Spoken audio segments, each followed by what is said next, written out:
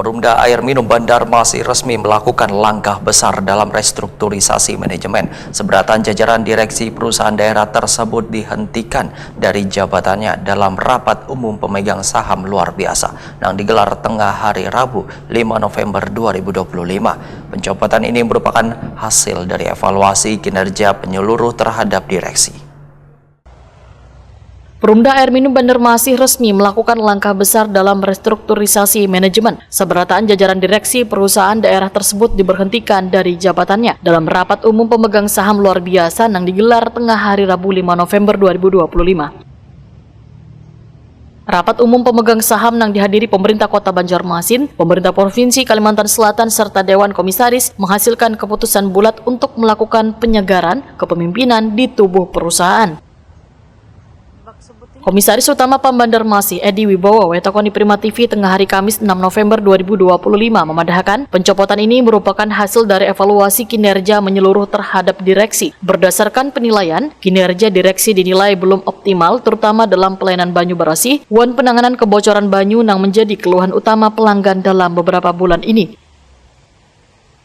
Menurut Edi Wibowo, langkah ini bukan sekedar rotasi jabatan, melainkan upaya pembenahan internal agar perusahaan dapat meningkatkan performa sekaligus mengembalikan kepercayaan warga terhadap pelayanan banyu bersih.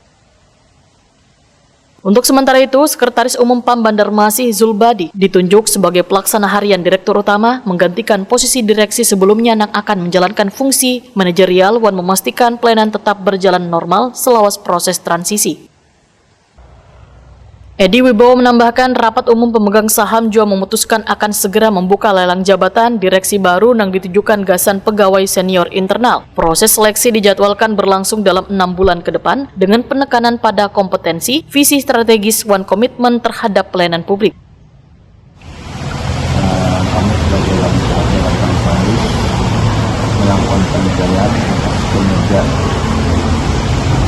jajaran manajemen dengan yang selama ini yang sudah diamankan kepada kita terkait dengan pengurusan perusahaan badan usaha dan juga pelayanan kepada masyarakat dan terkait dengan